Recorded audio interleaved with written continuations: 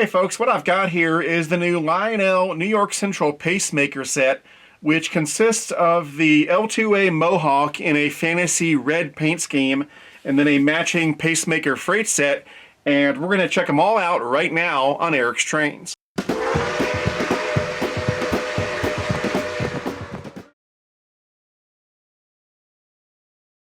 Alright, so for today's unboxings, because we're doing a New York Central train, I figured we'd use a knife made by a company based in New York, and that of course is Ontario Knife Company. This is the Ontario SP1 Combat Knife. It's a big knife for an unboxing, but hey, we'll have some fun with it. So we'll open up the Locomotive first.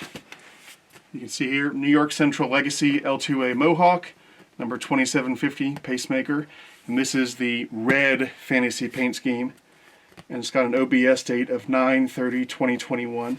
And as I said before, the OBS date is basically the date that it leaves the country where it was made. It leaves the factory, which in this case was in Korea. In fact, neither one of these is made in China.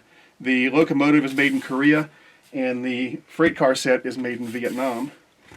Anyway, we'll open up the Locomotive first.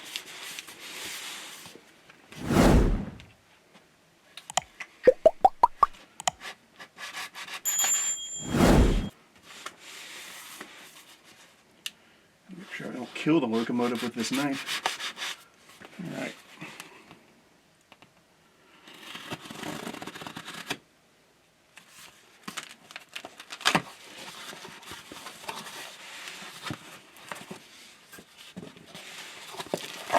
And there's the box tag. New York Central Legacy L-2a Mohawk. Same stuff that was on the outside. Legacy control, Bluetooth control, legacy rail sounds, fan-driven smoke, whistle steam, and 054 minimum curve.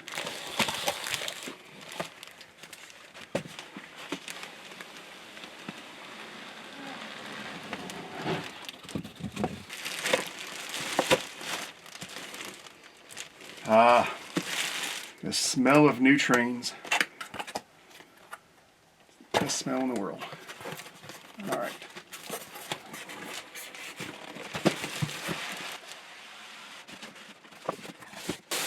All right. Here we go.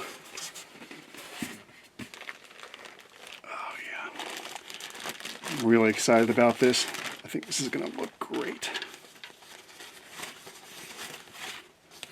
Oh yeah. Look at that. That looks fantastic. Wow. That looks better than I thought it would. Looks amazing. That color is wonderful. And let's check out the tender.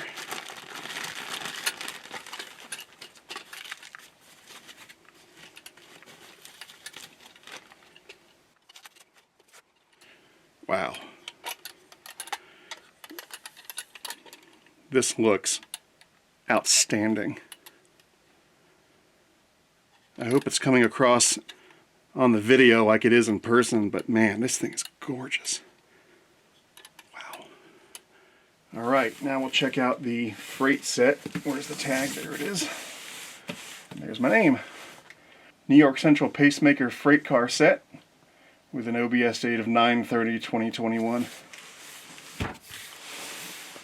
Now this is going to be the same color scheme as the Locomotive, but this I don't think is a fantasy paint scheme. The Locomotive is, but they did have Pacemaker cars in that red and gray paint scheme.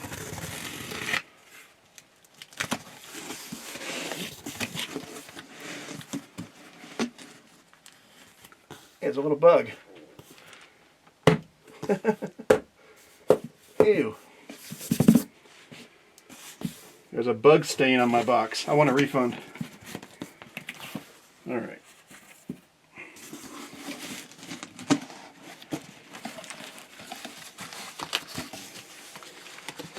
Who knows, that bug could have come over here from Vietnam. It was an invasive species.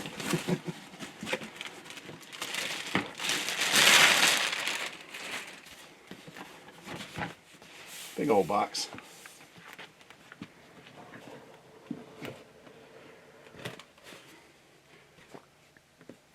All right, so we've got, I believe it's 5 boxcars and a caboose. So let's see what we've got here. All right, so here's one of the boxcars in that same red and gray paint scheme.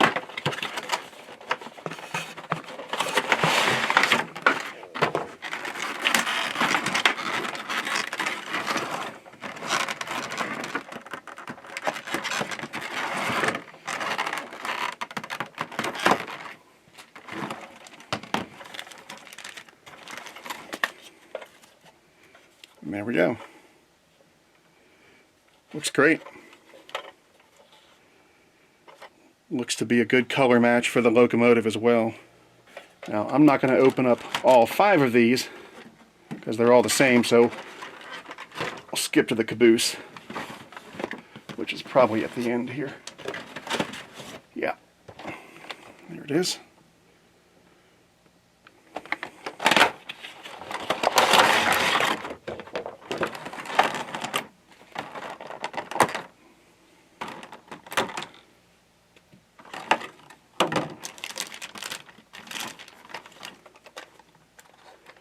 There we go.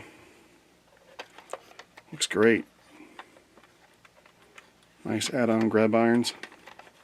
Looks nice. All right, let's get all this stuff on the layout.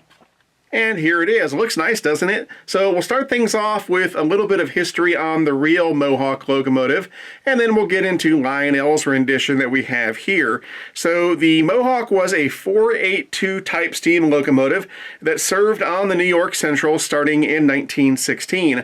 And of course, 482 refers to the wheel arrangement. It means you've got 4 wheels up front, 8 drive wheels, and then 2 wheels on the trailing truck. So by the time the New York Central decided to start using the 482 wheel arrangement in 1916, that wheel arrangement was already in use by other railroads around the country, and the general name for the 482 wheel arrangement at that time was called a mountain type locomotive. But because the New York Central intended on running these things on their flat water level route, they didn't feel the name mountain would be appropriate, and so they named these things Mohawks instead, after the Mohawk River along which some of their tracks ran. And personally, I think the name change was a good idea because, let's face it, Mohawk is a much cooler sounding name than just calling it a mountain. And, you know, this wouldn't be the only time the New York Central did something like this, because they called their 484 locomotives Niagaras rather than Northerns. And so I think there was a little bit of pride at work here. I think the New York Central just wanted to give their locomotives cooler names than what everybody else was using. Anyway, a total of 600 Mohawks were produced for the New York Central, and those were divided up into 4 main classes during their production run. So the L-1As, Bs, Cs, and Ds were made from around 1916 to 1925. The L-2As, Bs, Cs, and Ds were made from around 1925 to 1930. The L-3As, Bs, Cs, and Ds were made between 1930 and 1942, and then finally the L-4As and Bs were made from 1942 on. Now obviously you don't order 600 of any locomotive unless it's working for you, and the Mohawks proved exceptionally dependable and reliable, and they became the workhorse locomotive of the entire New York Central fleet. But as great as they were, they couldn't stop the onslaught of diesel power, and so by 1954 the last of the Mohawks were retired from service. Now out of the original 600 Mohawks that were built, only 2 survive today. The first, number 2933, is a type L-2D and resides at the Museum of Transportation in St. Louis, Missouri. And the second is number 3001, which is a type L-3A, and that resides at the National New York Central Railroad Museum in Elkhart, Indiana. All right, now let's talk about Lionel's rendition of the Mohawk, and in this case they've decided to model the L-2a version of the Mohawk. Now Lionel offered these models in their 2021 Volume 1 catalog, and these arrived earlier this year in March of 2022. So on pages 16 and 17 of the 2021 Volume 1 catalog, Lionel offered 7 different versions of the Mohawk. One of them was done up in a New Haven paint scheme, the other 6 were New York Central. Of those those 6 New York Central models, 4 were done up in a more prototypical black paint scheme, and then they had 2 fantasy paint schemes. They had a really nice looking New York Central gray paint scheme, and then they have the one you see here, this gorgeous red and gray Pacemaker paint scheme. Now the cool thing about the Pacemaker Mohawk, other than the fact that it's absolutely gorgeous, is that on those same pages in the catalog, Lionel offered the Pacemaker expansion pack that you saw me unbox a couple minutes ago, and that expansion pack consists of 5 boxcars and a caboose, all in that Pacemaker paint scheme that matches the locomotive. So after everything I just said, the purists among you may wonder why I didn't get a more prototypical black Mohawk. Well, I can give you 3 reasons for that. First of all, the Pacemaker Mohawk is breathtakingly beautiful. Secondly, I wanted to get the expansion pack, and I thought it would be really cool if the expansion pack matched the locomotive. And finally, I wanted a fantasy paint scheme this time around because I've already got 2 black Mohawks in my collection, surprise, surprise, and I wanted something different. The other 2 Mohawks that I have, one is made by MTH and the other is made by Lionel. Let's take a look at those real quick. So here's my MTH Mohawk. It's an L-2a Mohawk to be exact, and it's a beautiful model. And in terms of being prototypically accurate, I'm sure the MTH Mohawk would win over the Lionel Mohawk because, let's face it, typically MTH models are more prototypically accurate than their Lionel counterparts. But then again, Lionel has that awesome sound and those great features, so it's always kind of a yin and yang between the two. Do you want really prototypical details, or do you want kick-ass sound and features? And you kind of have to decide and go from there. Now, this specific locomotive is really special to me because, believe it or not, this was the first full-scale command control equipped steam locomotive that I ever bought. It's a PS3, so I think I got it around maybe 2009 or so. For a long time, I only had diesel locomotives in my collection, and the reason for that was because all my layouts had been modern themed layouts, including this one, and so I really didn't see any reason to have steam power on a modern themed layout. And plus, steam locomotives were expensive, and so I figured, well, I'll just stick with diesel. But eventually I did give in, and I bought this one, and of course, that opened that can of worms, and you know where it went from there. And here's my other Lionel Mohawk in the more prototypical black paint scheme. And this one's pretty much exactly the same as the Pacemaker Mohawk. It's just a little bit older, and so it doesn't have some of those newer features like the bicolor classification lights and Bluetooth and stuff like that. One thing it does have that the new one doesn't, however, is a really cool whistle. You know, the new Mohawk has 5 whistles to choose from, and they're all great, but this one has a really unique whistle that I've always liked.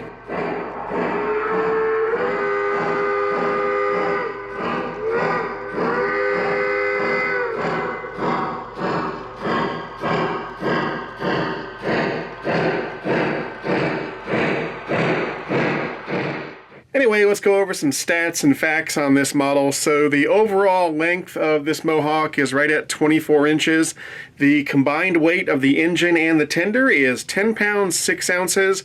When tested, this engine produced 2 pounds 5 ounces of pulling power, and the minimum curve needed to operate this engine is 0.54. This model has a lot of the same features that the older Mohawk had. It's driven by a flywheel motor, it's got all LED lighting, it's got 2 fan-driven smoke units, one for the smokestack and one for the whistle steam smoke effect, and then it's got legacy command and legacy rail sounds. But this model also has some features that weren't on the previous Mohawk. It's got the new bicolor classification light feature, you've got a choice of 5 horn sounds and 5 bell sounds, and it's also got Bluetooth on board. And that's kind of the cool thing about Lionel. They're always adding new features to their models so that it motivates their customers to buy new versions of locomotives that they might already own. So if you bought a Mohawk maybe 5 or 10 years ago, this new version is going to have lots more cool features than the old version. As we go in for a closer look, the front of this locomotive is my favorite spot because the gray and silver paint just makes everything pop. So down here on the pilot, we've got a coupler cut bar, and that has a chain that goes through the dummy scale coupler. Now, if you want to double head this engine, there's also a dummy O-gauge coupler included in the box when you purchase the engine. We've got a nice little hose down here and some rivet detailing. And then up here, we've got the start of the metal handrails that go down either side of the boiler. There's also a grab iron here. Then we've got our operating headlight with lighted number boards on either side, and there's our road number, 2750. Got lots of nice detailing on the front of the smoke box. Up here we've got the bi-color classification lights. I'll show you those in just a few minutes.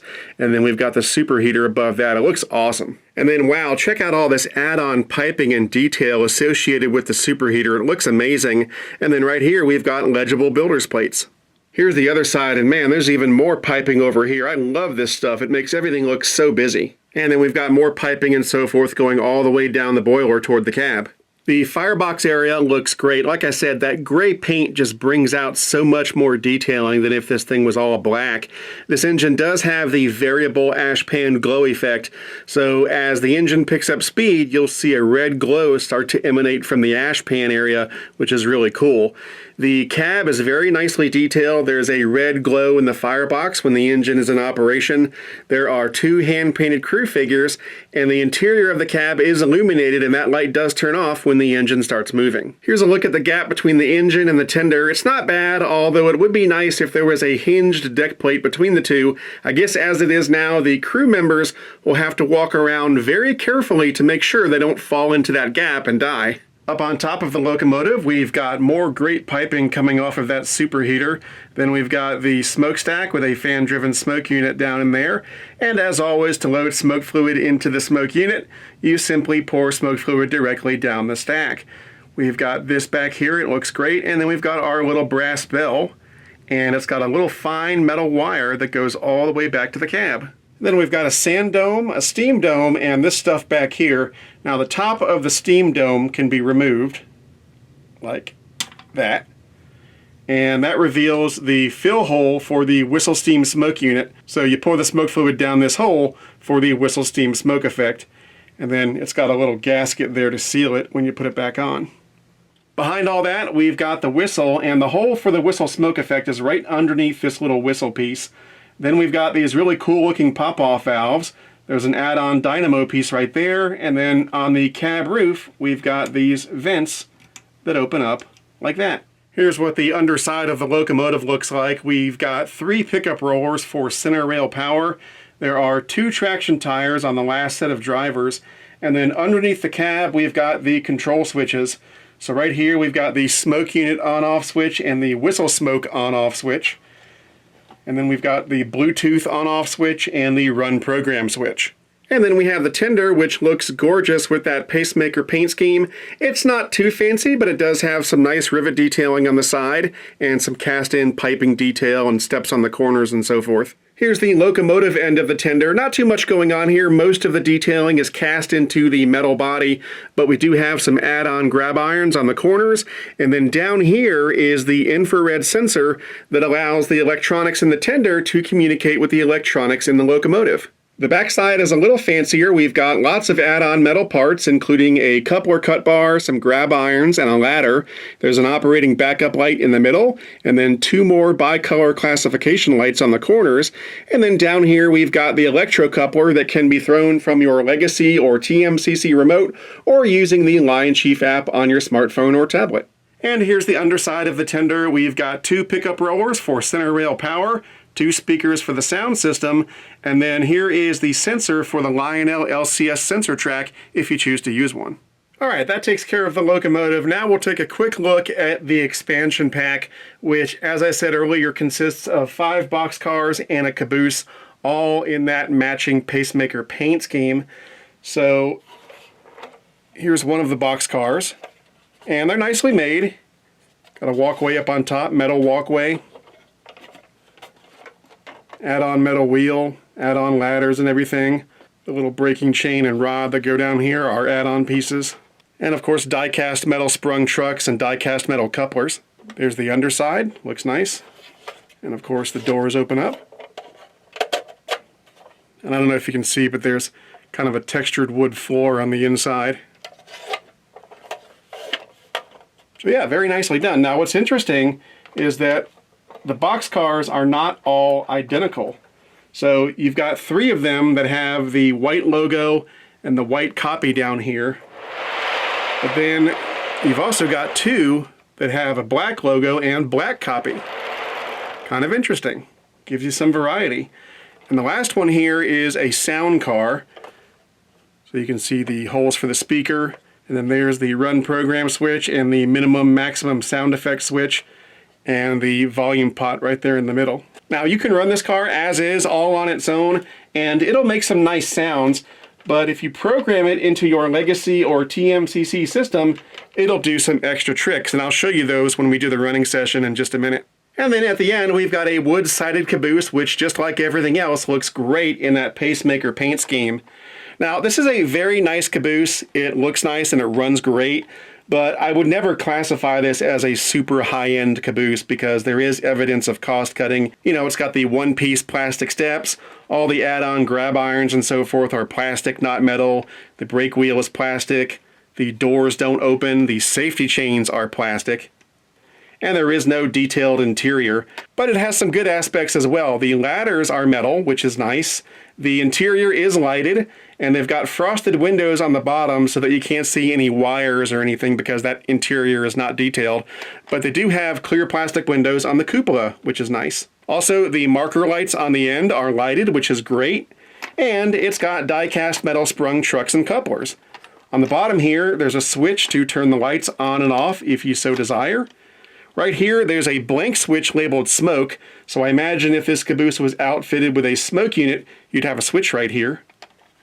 But yeah, overall, it's nice. The only thing that really irks me personally is those plastic safety chains. Those just look really cheesy, and so maybe at some point for a rainy day project, I'll cut those off and replace them with real chains.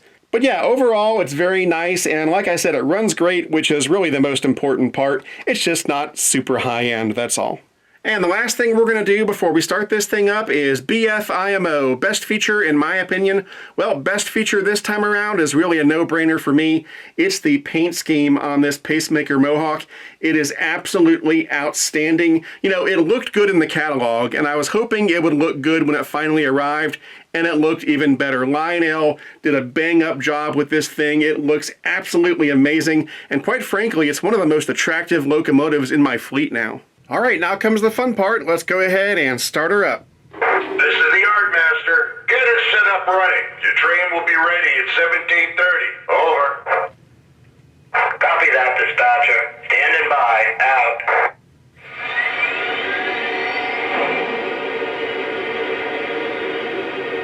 All right, so here's the whistle.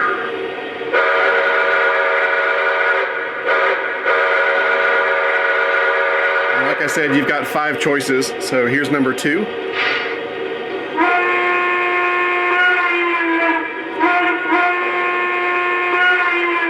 I think that's my favorite. Number 3.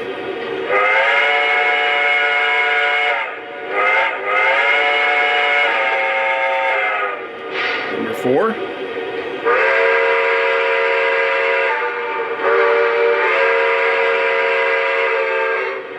And number 5.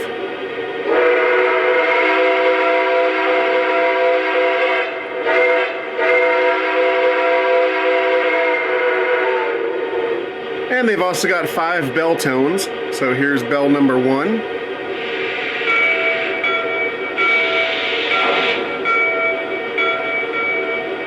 And then bell 2.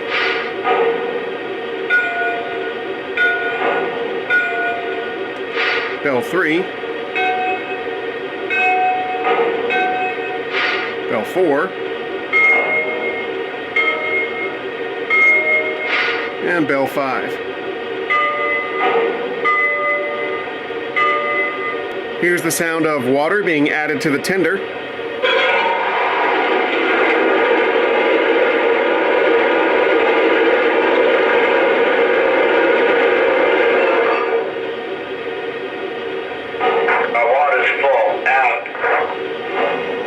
And here's the sound of coal being added to the tender.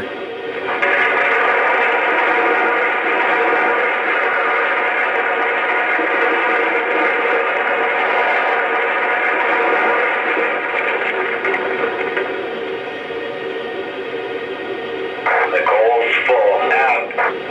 And there's also the steam blowdown sound.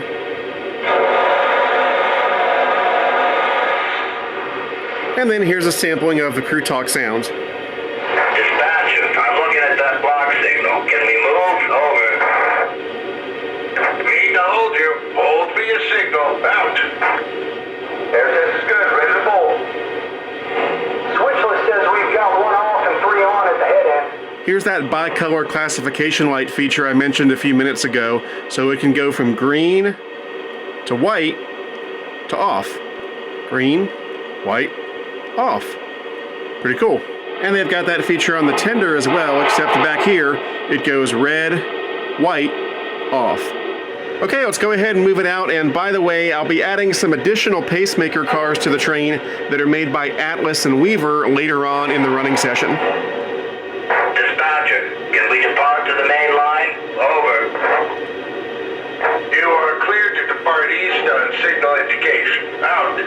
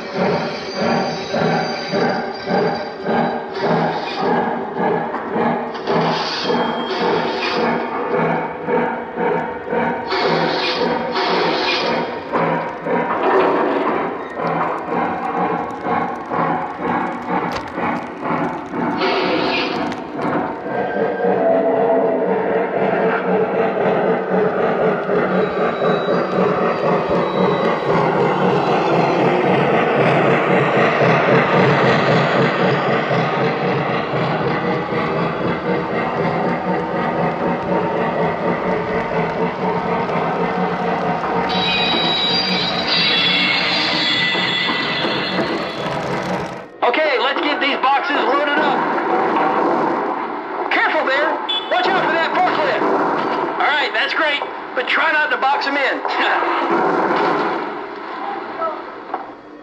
Let's get those forklifts in here. All right. Keep sweeping out that dirt. That's how it's done.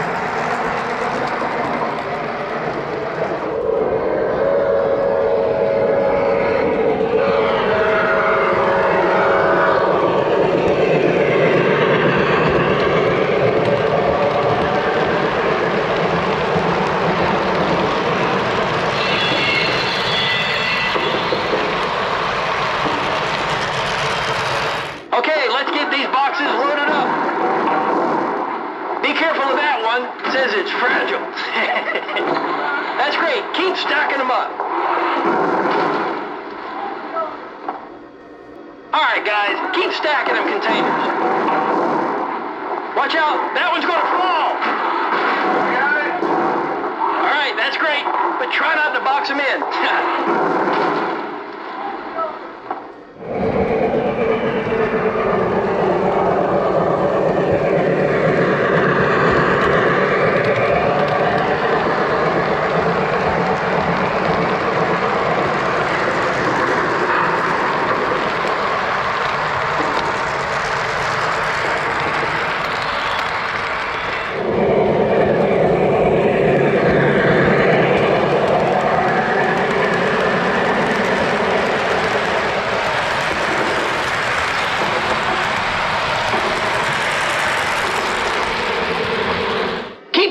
Moving. Watch out for those forklifts. Someone's going to get hurt. Next up, we add some more delicate stuff. We'll be adding a few pallets, too. Okay. Okay, guys, let's move. I don't think I'll ever get used to this choking dust. That's how it's done.